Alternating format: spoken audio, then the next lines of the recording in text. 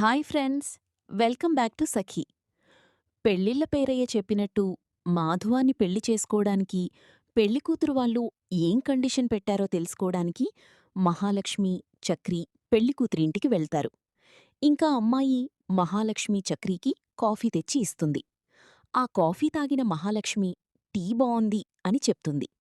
ఇక చక్రి ఇలా అంటాడు, గారలేవీ వెయ్యలేదు అని అడుగుతాడు.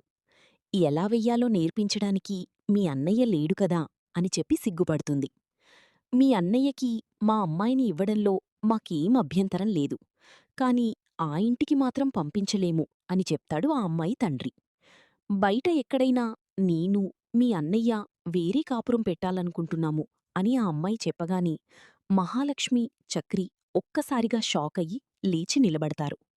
వాళ్ళు కూడా అవలాను చూసి షాకింగ్గా చూస్తూ నిలబడతారు.